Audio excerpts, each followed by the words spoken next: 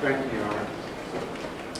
May it please the court, Mr. Graffenried, Mr. Teeger, ladies and gentlemen of the jury.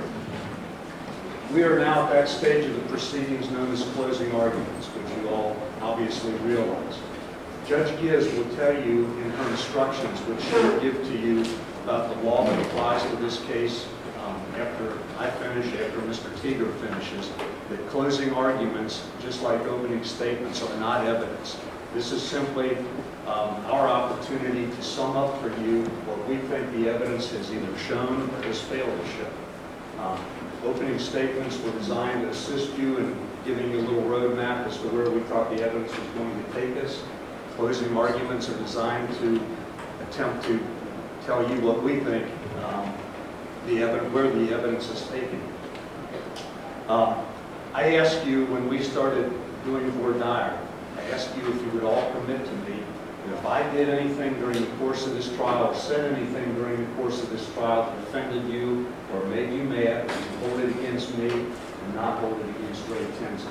I'm going to ask you to renew that commitment right now. If I've done anything during the course of this trial, or if I say or do anything during the course of my closing argument, please don't hold that against Raymond Tenzing.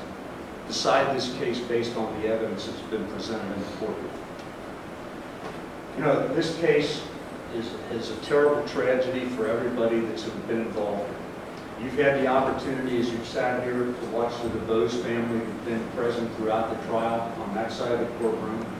You've been able to observe the Tenzing family who's been present in the courtroom on this other side of the courtroom. And I think you can see the terrible emotional reaction that they've all had in this situation. You know, Mr. Teeger on Friday afternoon asked Ray Tenzing, "Do you ever think about this?" Ray told him, "I've thought about it every moment for the last 2 years." He has been impacted tremendously by this, just like all the families have. When I was in school, ladies and gentlemen, I took math. I wasn't the greatest math student, but I did all right. And one of the things we studied were equations. You have one side of the equation and the other side of the equation. And in order to figure out the answer to the problem, you had to understand each side of the equation. We've spent the last, I don't know how long, it's been 2 weeks now, talking about the Ray Tenzing side of the equation. Mr. Graffenried, in her opening portion of their closing argument, just told you everything about Ray Tenzing. And that's appropriate because the state of Ohio has the burden of proof in this case. They have to show either the offense of murder or the offense of voluntary manslaughter by proof that convinces you of the truth of these charges beyond a reasonable doubt. And Judge Giz is going to define reasonable doubt for you at the end of the case. But in order to get there, they focused on what Ray Tenzing did. And I would submit to you, and again, we have raised what's called an affirmative defense, the defense of justification. We're saying that Ray Tenzing, and he's never denied that he intentionally fired the shot that killed Sam DuBose. He has denied that his purpose was to cause the death of Sam DuBose. He's always said, my purpose was to stop the threat that I felt Sam DuBose posed to me, to my well-being.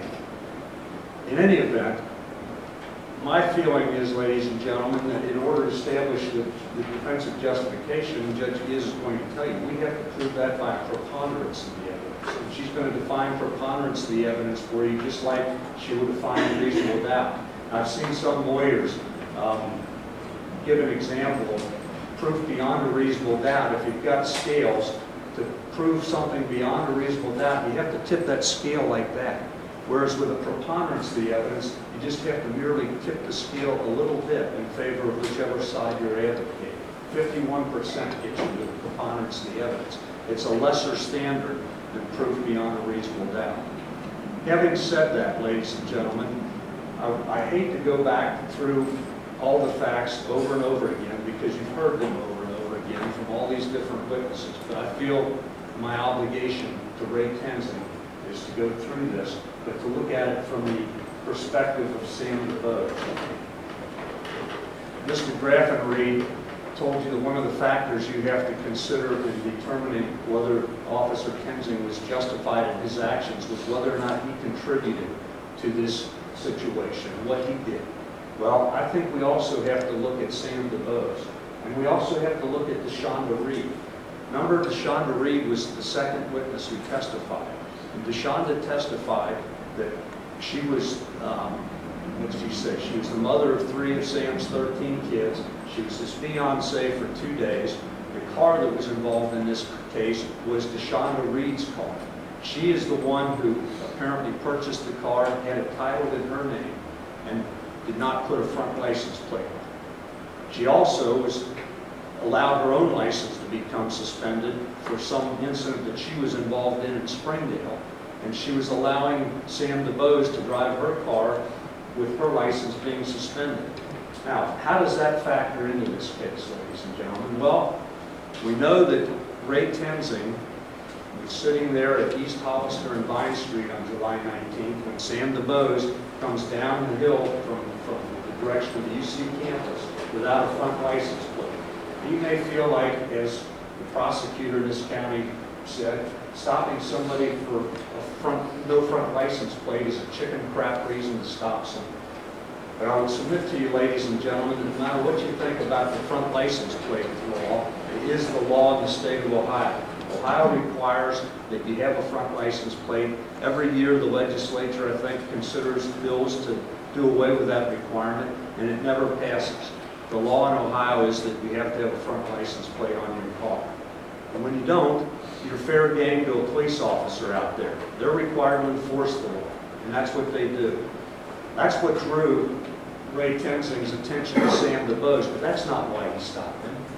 You saw on the video, and you'll have an exhibit that shows what he did with his computer on his in-car computer, his in-cruiser computer. He punched in the license plate that was on the rear of that car, and immediately came up and told him the registered owner of this car, DeShonda Reed, is under suspension. So what did he do? He initiated a traffic stop. Why would he initiate a traffic stop? Well, for a couple of reasons. Number one, driving under suspension is a much more serious offense in the state of Ohio than not having front license plate. Number two, Ray Tenzing had been hired at the University of Cincinnati Police Department because they had a crime problem around the campus. You heard testimony. They greatly increased the size of the police department. They brought in a police chief who created what one officer referred to as a blue line or a no-fly zone. The objective was get out there and enforce the traffic laws, let the bad guys know we're out here because we're tired of them bothering and molesting and robbing and beating our students and causing problems around our campus. And if the word gets out that the police are out here, the UC police are out here enforcing laws, maybe the people will take their intentions somewhere else in the city.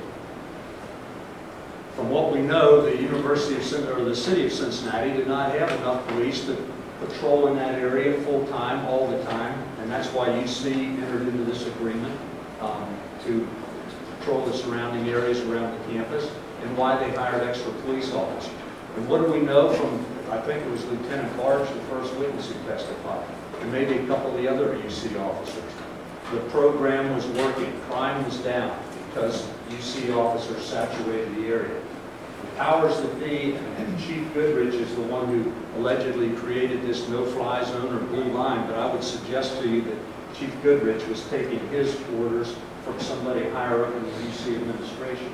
But those orders were passed down through the command staff to the patrol officers like Ray Tenzing. They were told to go out there and get traffic stops.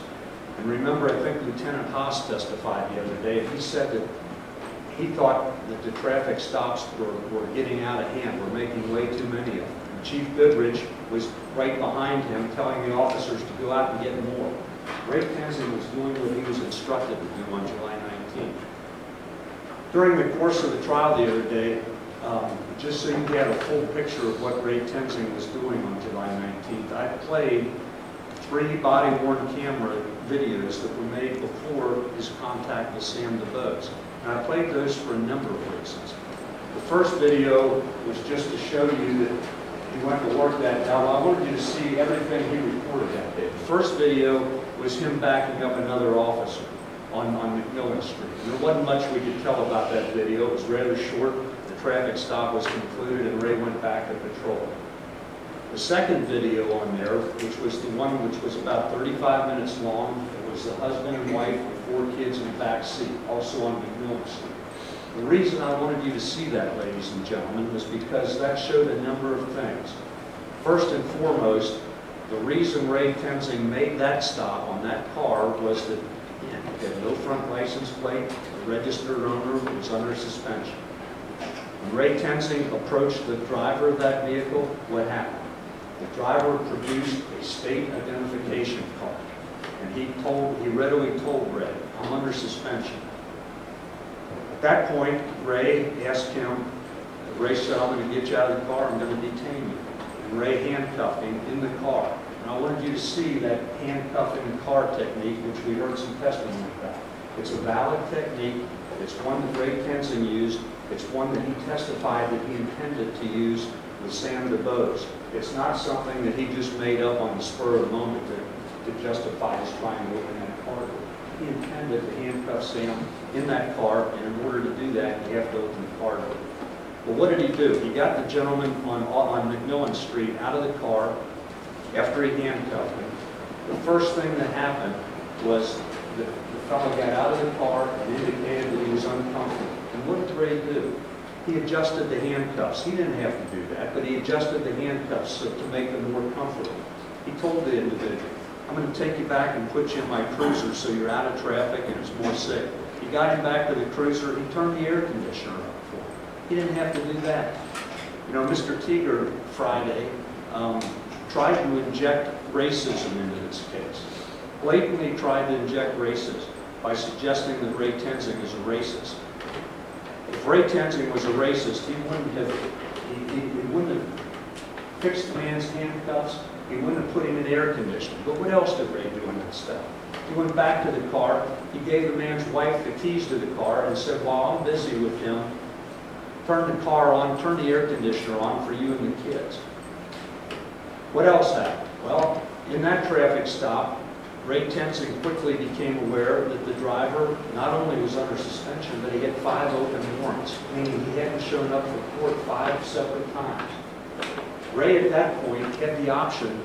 He could have locked that man up, taken him to the Justice Center, he could have towed the car, and he could have left that family stranded on the side of McMillan waiting for somebody to come get it. But remember when he told the lady, "You can turn the car on and the air conditioning on for the kids," call somebody that's got a valid license to come pick you and everybody up and take this car, because I can't let an unlicensed driver drive it. And the lady was also under suspension. So what happened in that stop? Well, and then we skipped through a lot of it because the bulk of it is Ray sitting in his cruiser filling out a new citation for the individual. Rather than locking him up and taking him to the Justice Center, he gave him another ticket. Said, "Here, this is for the 5 times you didn't show up in court. Here's a new court date. Go take care of this." He also cited him for driving under suspension and not having the children and child restraint devices. The point is, everybody went home from that traffic stop. The car didn't get towed, the man didn't go to the Justice Center, the family didn't get stranded on the side of McMillan. Ray was polite and courteous throughout the entire stop, and there were absolutely no problems. Okay, let's skip forward to 5:58 that afternoon. Ray once again activates his body camera. And remember, he has to physically activate that camera by punching it 2 times. He doesn't have to turn it on if he doesn't feel like it. He's supposed to by policy, and he did. But if he was going to go out, if his intention was to kill Sam DuBose, I don't believe he would have turned that body camera on. He created a video like he did. In any event, the stop in Bellevue Park. Again, why did he make that stop? Well, he sees a car with no front license plate, punches in the license plate that's on the rear of the car, and lo and behold, the registered owner is suspended. Just like the stop on McMillan, just like Sam DuBose. What happened in that incident? Well, you saw it. It lasted less than 5 minutes. Ray approached the car, polite, courteous, and what did he do? The girl driving the car presented him with what appeared to be a valid Ohio driver's license. The man she was with provided Ray with what appeared to be a valid Ohio driver's license. He took those licenses, he went back to his cruiser, ran them through the computer. There was no problem. He gets out, returns them to the people, and says, "Have a nice rest of your day, and by the way, I'm going to just give you a warning for the no front license plate. He could have given that lady a ticket, even though it wasn't her car, she was driving. He didn't give her a ticket. He said, here's a warning. Get the license plate on the front of the car. Have a nice rest of your day. And the girl said to Ray, you too, officer. And then Ray and his fellow officer who showed up to back him up talked about having dinner at 6:45. Now, why is that significant? Well, it's significant because the voluntary manslaughter charge that Mr. Grafton just had up here on the TV screen. It's a little more complicated than a murder charge, but it talks about factors of sudden influence of, or under the influence of sudden passion or a sudden fit of rage. There's no evidence up to this point of anything in Ray's day on July 19th that showed that he was in anything other than a fine mood. He wasn't under any sudden passion or any rage. Fast forward from the stop in Bellevue Park. A half hour later, less than a half hour later, Ray is returning to his beat. He's sitting at East Hollister and Vine Street, and along comes Sam DuBose. Well, Sam DuBose has got something in common with the last two stops. He's got no front license plate, and the car is registered to someone who's under suspension. Ray initiates a traffic stop. They go down Vine Street, down to Phil. Ray has known that Phil Street by Inwood Park there's been a memo put out. That's a bad area. But Ray decides, I'll initiate the traffic stop. He starts to light up Sam DuBose, but with his overhead lights on his cruiser, but Sam turns on to Phil Street. No concern at all there for Ray. In fact, that's a good thing, because Sam is taking Ray Tenzing out of traffic on Vine Street, onto a side street. But what did Sam do at that point?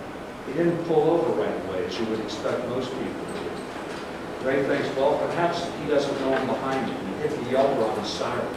Sam continues on. Again, Ray hits the yelper on his siren, and you can hear it in the tape. Finally, Sam pulls over. Ray indicates to his dispatcher, we're slow to stop. Officers Kidd and Lindenschmidt hear that on the radio. And because they know slow to stop is a signal that maybe something's not just right here, Ray Tenzing testified. That began to raise some red flags for me. So, Kidd and Lindenschmidt decide they'll respond down there to back Ray up. Ray initiates the traffic stop. Sam finally pulls over right on Ray Street. And I think the evidence is, and I think you can tell from from the body camera video, he stopped his car, Sam DuBose stopped his car with the front edge right on the northern edge of that driveway, on the house on the corner there. It wasn't blocking the driveway, it was right before the driveway. And that's going to be significant here. Ray Tenzing gets out of his cruiser, approaches Sam DuBose, polite and courteous, just like he was on every other stop he made. He asks Sam for his identification. Do you have a driver's license? He asked him, and you just saw it played twice for you. He asked him on multiple occasions, in one form or another, do you have a driver's license? Sam never responded. He said, well, he did respond. Yes, I have one. What, do you have it on you? Yeah, well, no, maybe I don't. He's feeling around his pockets. What do we know? We know, number one, from Dr. Lohman's testimony, that Sam in his pocket had a state-issued identification card, just like the fellow at the traffic stop on McMillan. We know, and Ray knew, when you have a state-issued identification card, you don't have a driver's license. You can't have both. Why didn't he have a driver's license? Well, was he under suspension? Probably. Did he just never get a license? Maybe. We don't know that. All we know is that Sam DuBose did not have a driver's license, and for one reason or another, he didn't want Ray to know that. We also know that he didn't want to produce the identification that he had on his person because he knew immediately that Ray Tenzing would know that there was an issue with his driver's license, and that wasn't going to end this traffic stop. But during all this discourse back and forth, a number of things occurred. Why did you stop? Well, you don't have a front license plate on your car. Well, I got one right here. It's in the glove box. So he opens it, takes the keys, turns the car off, takes the keys out, opens the glove box, and Ray says to him, don't worry about it. It doesn't go there, it goes on the front of the car. And Sam asked him again at one point, why did you stop? Ray told him, I told you before, you didn't have a front license plate. And Sam wants to argue with him. Well, it's not against the law in Ohio to not have a front license plate. Ray said, well, actually it is. And it is. We know that. Ray didn't tell him because the car's registered to somebody who's under suspension, and Ray told you, the reason I don't do that is because I want to see whether they're going to be honest with me. And that was a test of Sam's honesty. And Sam failed that test miserably, by the way. Remember, Ray asked, who owns the car? He said, my wife owns the car. Remember, DeShonda Reed. Well, DeShonda wasn't his wife. We know that. But that doesn't matter. That's not important. During Ray's few seconds that he's dealing with Sam here, he notices on the floorboard between Sam's legs a bottle. Ray doesn't know what it is exactly, but he sees that bottle between his feet. He says, what's that? And Sam hands it to him. And it's a bottle, and you've seen it, it's clearly marked gin. And Sam said, and I don't know if you could hear it in here, but you'll have this tape back in the jury room where I think the acoustics may be a little better. And Sam said it's air freshener. Well, why is somebody driving around with a bottle of gin that's got air freshener? That's what Ray wanted. Unlike the license plate, which was in the glove box, which Ray said, I'm not worried about that. Ray took that bottle of gin when Sam handed it to him, and he put it on the roof of the car. Mr. Graffenreid talked about inferences you can make. I think you can infer from the fact that Ray Tenzing put that bottle marked gin on the roof of the car. You can infer from that that Ray intended to come back to that to figure out what in the world was going on with this. Do I have an OBI situation here? Is he under the influence of drugs or alcohol? Or why would he be carrying air freshener in a gin bottle? Well, Ray told you, and you heard from other officers that testified. Sometimes people who are transporting drugs carry air freshener in their car to mask the odor. Perhaps to throw off the scent of a drug dog if a drug dog gets called in to sniff around in the car. In any event, a bottle of gin's on the on top of the roof of the car.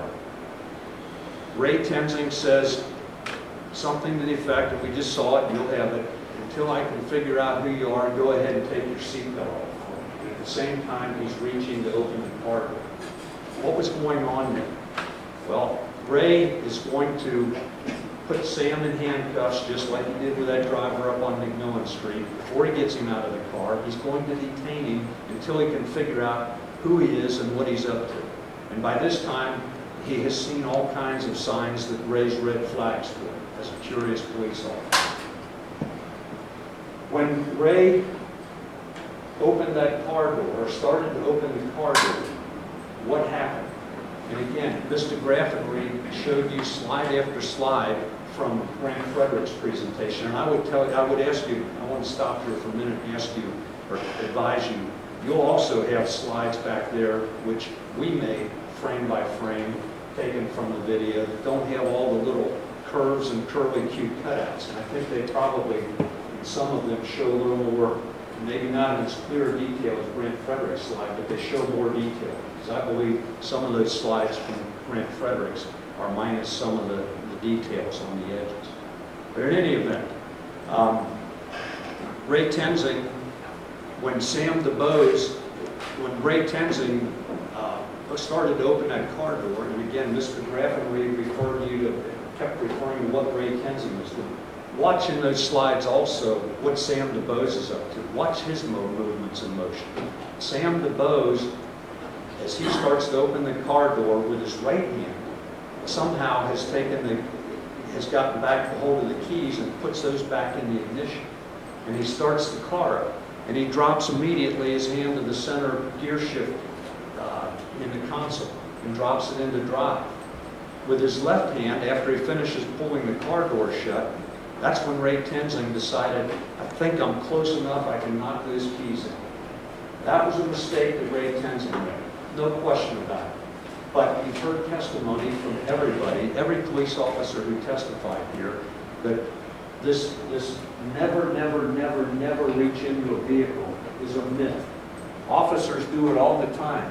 And maybe it is a bad tactic. Maybe it's not recommended.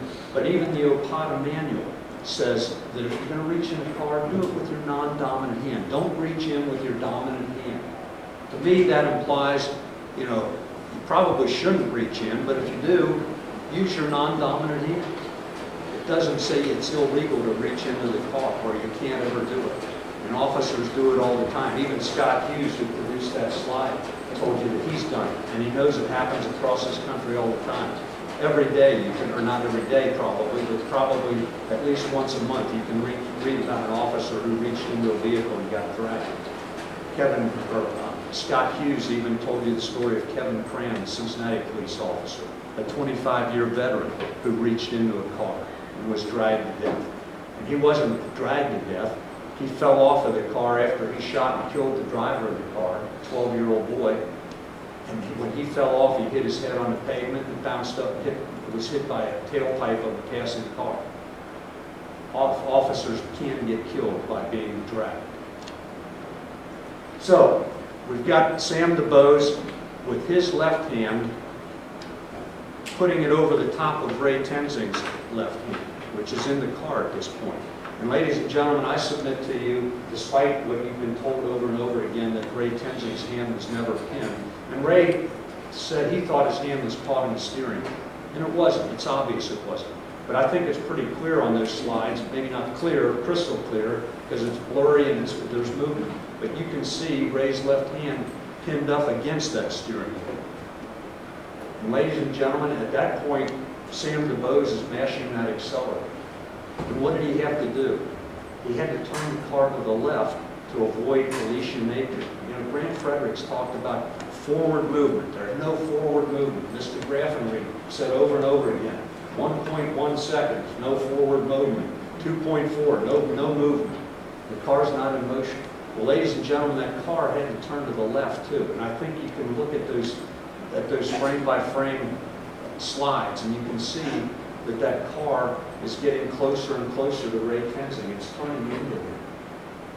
And Ray said he was dragged. They make a big issue out of it. Well, he really wasn't dragged. There's no evidence he was dragged. Well, in fact, dragging has to start somewhere. Dragging is taking somebody from one position and roughly transporting them to another position. That's my definition of dragging. But dragging has to start somewhere. And I would submit to you that as soon as Sam DuBose dropped that car into drive, and remember DeShonda Reed's testimony that day. She said something to the effect, and I still am not clear what the point of it was, but I think I can speculate a little bit. She said he had to keep his foot on the gas and on the brake at the same time. Why would you do that? Well, I would submit that you have to keep your foot on the gas when you've got the foot on the brake to keep the engine running. Apparently, maybe the engine didn't run real well and he had to keep giving it gas to keep it running. But in any event, once he lifted his foot off that brake, that car began to move left and forward. Not just forward and left.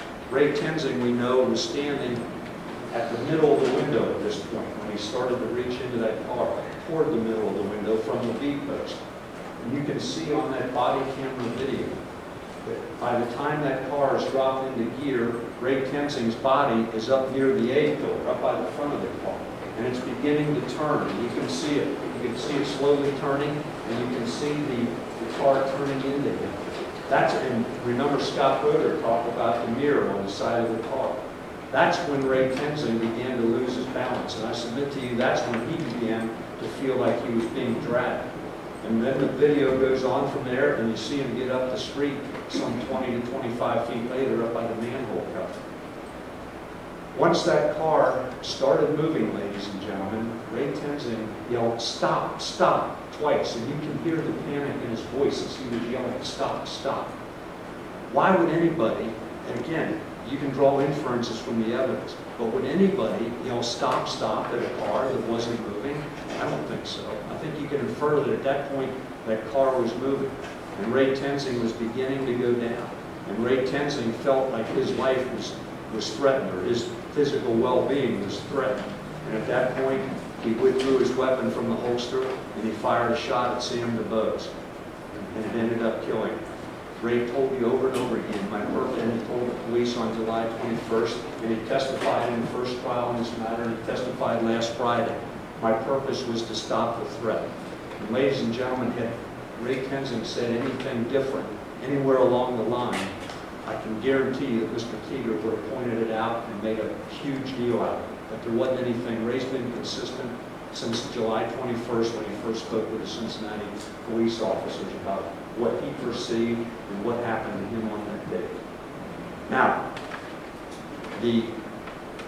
as Ray drew his weapon and fired, there's one shot in there that I think is critical for you to look at, because we've got testimony from Dr. Lohman, who testified that the bullet entered the left side of Sam's head from an upward trajectory, traveled across his brain, severed the brainstem, and came out at a lower position on the right side of his head.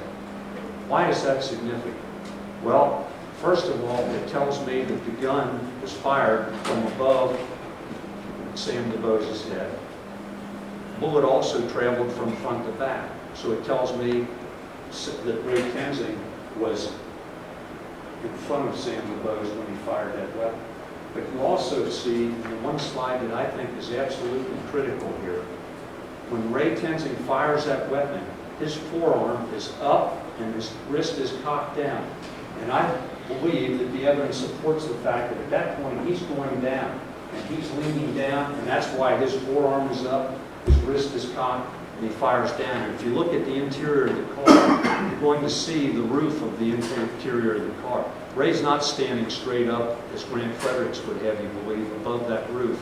You can see when he first walks up to the car, you can see how much farther above the outside of the roof Ray Tenzing was. When that shot is fired, Ray Tenzing's camera is down, and he's looking up at the interior of the roof. Ladies and gentlemen, Grant Fredericks wants you to believe that Ray Tenzing was standing up, he was not driving. But I did, Grant Fredericks and I had a little trouble disagreeing or agreeing about anything other than when I asked him if the sun was shining. He did say he could agree with that. But there were a couple of things that Grant Fredericks said that I thought were extremely important. He testified, and well, let me back up from that. The state called Alicia Napier, and I am going to bet that Mr. Teeter is going to talk a little bit about Alicia Napier and say that she was an independent witness who doesn't have any dog in this hunt, and so you got to believe what she had to say. But what did Alicia Napier say? Alicia said she was parked in front of Sam DuBose's car. She was putting her two young kids into the car, getting ready to leave, and that she watched this thing. She saw DuBose pull around the corner, Tenzing pull around behind him. She thought it was what she called a routine traffic stop. I don't think there is any such thing as a routine traffic stop. If there's ever a case that proved it, this one does. But in any event, Alicia was watching first through the rear view mirror in the center of her windshield, and then she quickly changed to watch through the mirror on the outside of her car. And she told you, I'm trying to get my kids strapped in. I'm watching. Officer Tenzing is writing something. Then I hear a gunshot. And then Officer Tenzing falls back on the street. And I thought he got shot. And then I hear another gunshot. And then I ducked down on the floor. And then when DuBose went by, I made a U-turn and got out of there. And later on, the Cincinnati police tracked her down and got her statement. And that's pretty much what she told me. But what did she tell us? She said, well, I filled in some of the gaps after I watched it on YouTube. And what do we know? What does the evidence show? Well, first off, there weren't two gunshots. Secondly, we know for sure that Sam DuBose somehow had to go to the left to maneuver around her car so he didn't plow into the back of that. We know most importantly, and Alicia said the car hadn't moved when the gunshot was fired. We know most importantly that Ray Tenzing did not fall to the ground right next to Sam DuBose's car where the stop had occurred, which is what Alicia said she saw. We know that Ray Tenzing ended up getting up off of the ground up by the manhole cover, which was 20 to 25, maybe even as far, according to Kim Horning, the Cincinnati police journalist, 27 feet up the road from the north edge of the driveway. Somehow, Ray Tenzing got up there. We know Alicia Napier was wrong about where he fell into the street. But what do we really know Alicia Napier was wrong about? Well, was the car in motion at the time the shot was fired? Alicia is the only witness who came in here and said the car hadn't moved when that gunshot was fired. We had officers Lindenschmidt, Kidd, Tenzing all say the car was moving when the shot was fired. Jim Scanlon came in and testified Friday the car was in motion when the shot was fired. Chief Hogue, I'm not sure what his end position was. I think initially he thought the car hadn't moved when the shot was fired, but then after consulting with Grant Fredericks, he determined, or he agreed that the car was in motion when the shot was fired. The state is relying tremendously on the testimony of Grant Fredericks. And here's one piece of evidence that Grant Fredericks presented in this case, which I think agrees with everything that the defense has presented. Grant Fredericks testified that at the time that shot was fired, the car was in motion. He says it was less than a second, contrary to what Scott Fodor said, but it doesn't matter. The car was in motion. Remember what Fredericks said. The car had traveled approximately half of the width of the driveway. Almost, I think he said almost half of the width of the driveway at the time the shot was fired. Well, how far is it? Well, you'll have, and Mr. Graffenreid put it up on the screen. I don't have a screen thing, but you'll have this little diagram right there. And it's difficult to see, but Big Morning put measurements on it. And one of the things she did was measure the driveway, the width of the driveway, from the north edge to the south edge. And remember, Sam DuBose was stopped at the north edge. That driveway is 13.5 feet wide. Halfway there is a little bit more than 6.5 feet. Add on to the fact that when Ray Tenzing started to open that car door, it was back from the front of the car, by the middle of the front window, perhaps another 3 to 4 feet.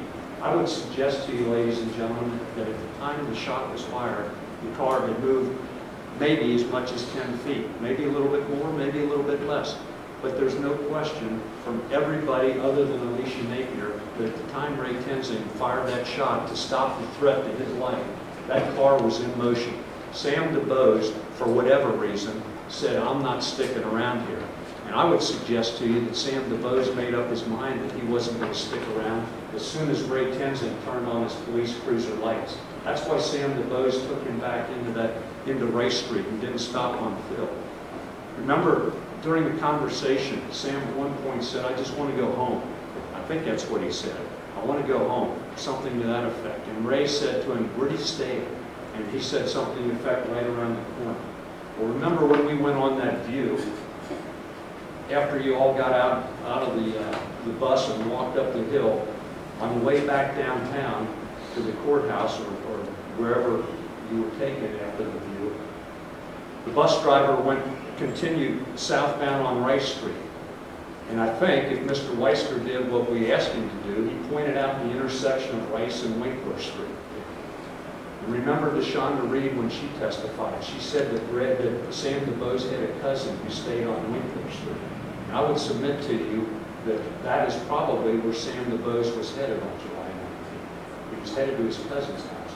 Or maybe he took Ray Tenzing back in that neighborhood, figuring this is a neighborhood of narrow streets and there are a lot of side streets and maybe I can lose him, but I'm not sticking around. And why wasn't he going to stick around? Was he concerned that he was going to get a ticket for no front license plate or for driving under suspension? I doubt it. What do we know? Well, we know that besides having a state-issued identification in his pocket, which we learned from Dr. Lohman, we also know that he had some bags of marijuana in his pockets, and he had $2,620 in cash in his pockets. And we also know from the inventories that Officer Pham wrote up after he searched the car, we know there was more marijuana in the car. Ladies and gentlemen, I think you can safely conclude that Sam DuBose had a great motive to get away from there. He, from the moment Ray Tenzing turned on his police cruiser lights, didn't intend to comply or stop for Ray Tenzing. Brian Scowden, I believe he's the man from the coroner's office who weighed the marijuana, and he told you in his testimony that there was enough marijuana, all he did was weigh enough marijuana to get up to the highest criminal charge he could have gotten, which was more than 200 grams. That takes him up into a felony level. Well, ladies and gentlemen, I would submit to you that Sam DuBose knew that he wasn't going to go home from that traffic stop, if he allowed Ray Tenzing to continue his investigation and discover that marijuana. He had a felony quantity of marijuana on his person and in his car, and he would have been locked up and taken down here to the Justice Center. After that, ladies and gentlemen, the fact that we don't know, because the toxicology report, which was part of the coroner's report, is not before you in evidence, but we don't know whether Sam DuBose also might have been subject to a charge for operating a vehicle under the influence. We do know from Dr. Lohman that Sam DuBose was not a well individual. We know from the inventory of the car that there were 22 separate medications besides the marijuana found in that car. 6 prescription, which would leave, 16 holistic kind of medications. Something was wrong with Sam. And I think when you combine all those things, you can conclude that he had a motive. I ain't sticking around here for this UC cop. I'm getting out here because I'm not going to the Justice Center. For that reason, he elected to start that car, put it into gear, and take off with Ray Tenzing's arm trapped inside there. They keep saying, well, Ray could have de-escalated the situation. And I agree, Ray could have de-escalated the situation, except that his arm was pinned up against that steering wheel. And by that point, Sam DuBose has got the car in gear and mashed the accelerator, lurching forward, knocking Ray Tenzing off balance. And all Ray could do at that point was grab for that seat belt, grab for that B-pillar to try to keep from falling off. And he did eventually fall off 20 feet up the road. Ladies and gentlemen, I submit to you that that is a threat on his life, on his well-being. And when Judge Giz tells you what the law is that applies to this case, I think you're going to find that Ray Tenzing was justified in the actions he took that day. Now, before I sit down, I would like to talk a little bit about the law that Judge Giz is going to read to you, because Mr. Graffin read it. And I expect Mr. Teeter probably would say a little something about it too. But count 1 is a charge of murder. Mr. Graffenreid put some of the things about murder up there. You have to be convinced beyond a reasonable doubt that Ray Tenzing purposely caused the death of Sam DuBose. And purposely is going to be defined for him. Well, what do we know? And Mr. Graffenreid correctly pointed out, purpose is the same thing as intent. We know that that Ray Tenzing intended to shoot Sam DuBose. No question about that. Ray Tenzing's never denied that. But what was his purpose? Was his purpose to kill Sam DuBose, cause Sam DuBose's death? Absolutely not.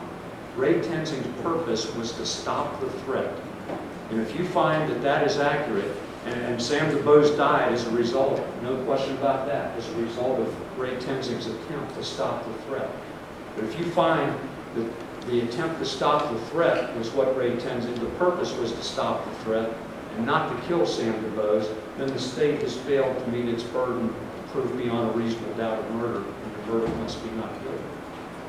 Mr. Graffenreid correctly pointed out voluntary manslaughter is a little bit of a different animal here. It requires that the state prove beyond a reasonable doubt that Ray Tenzing knowingly caused the death of Sam DuBose. And again, I would submit to you that there is no evidence that he knowingly caused the death of Sam DuBose. He knowingly shot Sam DuBose, attempting to stop the threat that he perceived that Sam DuBose, and not only perceived, but that Sam DuBose was actually imposing on Ray Tenzing. That was what he knowingly did, trying to stop the threat, not to kill Sam DuBose. But with voluntary manslaughter, you're also going to hear some language about being under the influence of sudden passion or a sudden fit of rage. And ladies and gentlemen, I would suggest to you that there is not a single, even smidgen of evidence in this case that Ray Tenzing was under a sudden fit of passion or a sudden fit of rage. And for that reason, ladies and gentlemen, alone, I would submit that the state has failed in its burden to prove beyond a reasonable doubt that Ray Tenzing is guilty of voluntary manslaughter. But if you all disagree with my assessment of the situation, you're still not finished, because your deliberations have to be, I would say, at the same time or after you go through and decide whether the state has met its burden beyond a reasonable doubt. At some point in here, you have to factor in our affirmative defensive justification. Was Ray Tenzing justified in what he did on July 19, 2015. Judge Giz is going to read to you definitions that describe what justification is as an affirmative defense for a police officer involved in an officer-involved shooting. And I'd like to run through that with you just for a second. There's a section called use of deadly force, and I'll read it verbatim here, as Judge Giz will read it to you. The standard of law to be applied in determining whether the use of deadly force by a police officer is justified is as follows. Deadly force may be used if the officer reasonably believes that such force is necessary to defend himself from the actual use or imminent use of physical force by the suspect that poses the threat of death or serious physical harm. If such circumstances exist, then the officer's use of deadly force is not unreasonable.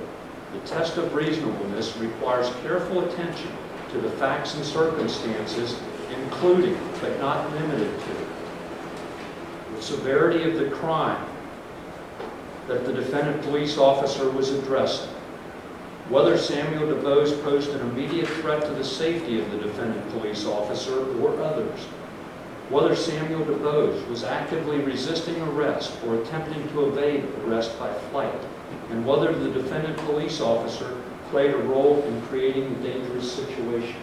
Mr. Graffenreid put each one of those things that you're to consider up on that board there. Let's talk about it for a minute. What was the severity of the crime the defendant police officer was addressing? Well, Sam DuBose didn't give Ray Tenzing an opportunity to figure out what the severity of the crime or crimes was that he might be addressing. All we know is he didn't have a front license plate and he probably was under suspension. Ray Tenzing didn't have an opportunity to discover whether he was operating that vehicle under the influence of alcohol or drugs. He didn't have the opportunity to discover that he had a felony quantity of marijuana in that vehicle, because Sam DuBose did not give Ray Tenzing the opportunity to find out. Whether Samuel DuBose posed an immediate threat to the safety of the defendant police officer or others. Well, I would submit to you that as soon as Sam DuBose started that car and dropped it into gear, he posed an immediate threat to the safety of the defendant police officer. And Ray Tenzing, you'll have with you a DVD that shows photographs of Ray Tenzing at University Hospital. There's no question, Ray Tenzing wasn't seriously injured here. He's got a couple bruises and a little scrape on his knee. He wasn't seriously injured. His uniform had some damage to it. Nothing serious, but the potential was there to be extremely serious. Witness Scott Hughes' testimony about Cincinnati police officer Kevin Cram. That's what could have happened.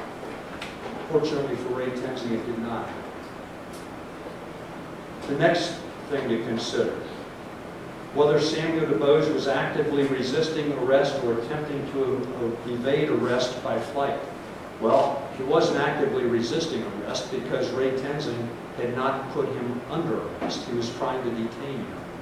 But he was actively evading arrest by flight. He took off. He was trying to evade arrest because eventually Ray Tenzing was going to find out what was present in that car and what Sam DuBose was up to, and he was going to arrest him. I don't think there's any question about that. And finally, whether the defendant police officer played a role in creating a dangerous situation. How am I going to address that? We've heard from the witnesses. Ray Tenzing should never have reached into that car. Did that cause this? Well, it had a little something to do with it, but I would submit to you that Sam DuBose's conduct is what started the entire incident.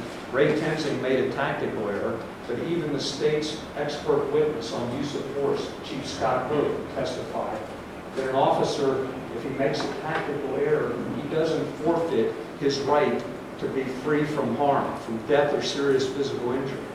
Officers make tactical errors every day. Everybody makes errors every day. Most of the time they don't turn out this bad.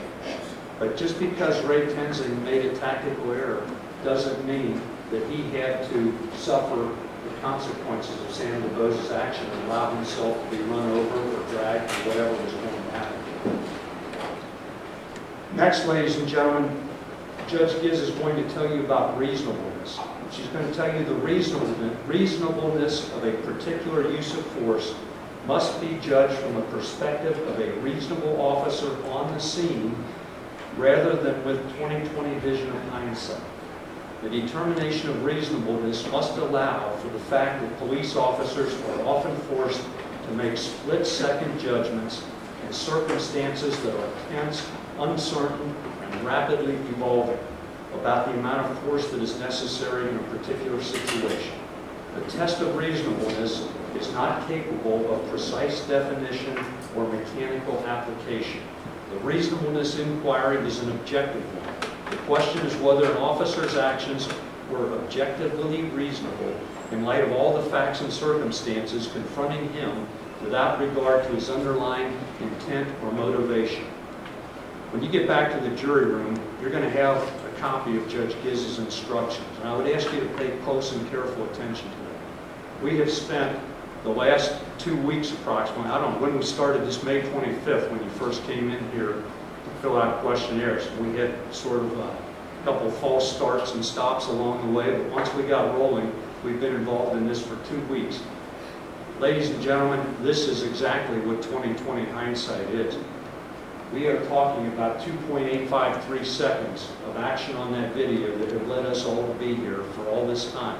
And remember, I asked Grant Fredericks, that was one of the things I asked him, isn't this what we're doing, is 20/20 hindsight that we're not supposed to do? Grant's response to me was, this isn't 20/20 hindsight from my perspective, this is forensics. Well, ladies and gentlemen, I don't care what he calls it. He talked about having watched this video multiple times and breaking it down frame by frame, millisecond by millisecond. And if that's not what 20/20 hindsight is, and what we're doing here is not what 20/20 hindsight is, then there ain't no such thing.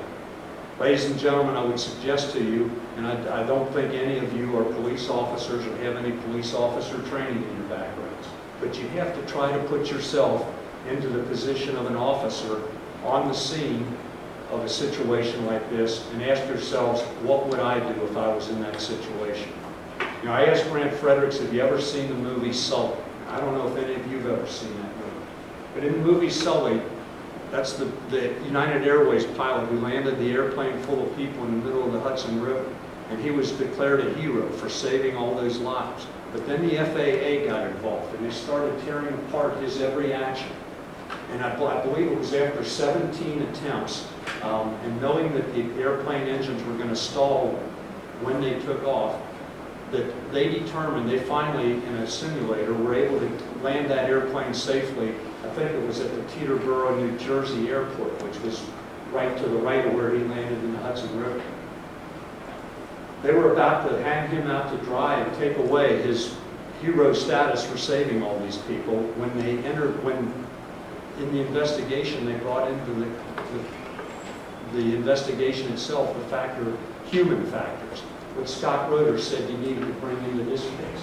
The body-worn camera in and of itself is not the only piece of evidence. You got to put yourself in the position of Ray Tenzing as he was on July 19th, 2015 at 6:31, or by that time maybe 6:32 or 3 p.m., standing next to Sam DuBose's car. And consider what Sam DuBose did that started this whole situation.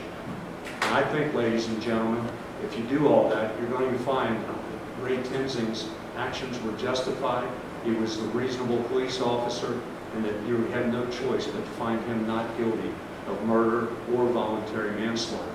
And remember, when you're back in that jury room, you're going to have only 4 verdict forms. One's going to say guilty of murder, one's going to say not guilty of murder, one's going to say guilty of voluntary manslaughter, one's going to say not guilty of voluntary manslaughter. There's nothing else. If you think that Ray Tenzing did something wrong and should be punished for it, but it doesn't arise to the level of murder or voluntary manslaughter, you don't have any other choices. Those are your 2 choices. And I submit that the evidence doesn't arise to the level of either one of those crimes. Finally, ladies and gentlemen, one thing I haven't mentioned in this case. I'm going to refer to testimony that we heard a week ago last Friday from the lead investigator in this case, Shannon Hine. Remember, Shannon Hine came in here and testified that she was the lead investigator from CIS, from the Homicide Division, and that she put together this whole thing. She told me what she did, but I asked her at one point when she said, we refer the case to the prosecutor's office when an officer-involved shooting is what we're considering. And I asked her, well, do you give some input in that? And she said, yes, sir. And I said, did you do that in this case? And Shannon responded, not too much. And I said, well, I followed that up. What does not too much mean? And she started to answer that. Mr. Teeger interposed an objection, and Judge Giz told Shannon Hine she could go ahead and answer that question. And Shannon Hine, in my opinion, very honestly and very bravely, because she was going contrary to the state which called her as a witness, she responded to me. Based on my time and training with internal investigations, I thought I was looking at an officer-involved shooting where his actions may be determined to be justified based on the events surrounding the actual shooting and taking into consideration the information about the prior conduct of Mr. DuBose and Officer Tinsley. In other words, Shannon Hine looked at the totality of the circumstances. And she came as close as she could to telling you what her opinion was on whether or not Ray Tinsley had committed a crime. And it wasn't that he had committed a crime. Ladies and gentlemen, I would suggest to you that Shannon Hine, who is as close to the investigation of this matter and knows as much about this case as anybody, hit the nail on the head. Ray Tinsley is not guilty of murder. He's not guilty of voluntary manslaughter. And the only appropriate verdicts for you to return to this courtroom with are ones of not guilty. Thank you. Thank you, Judge.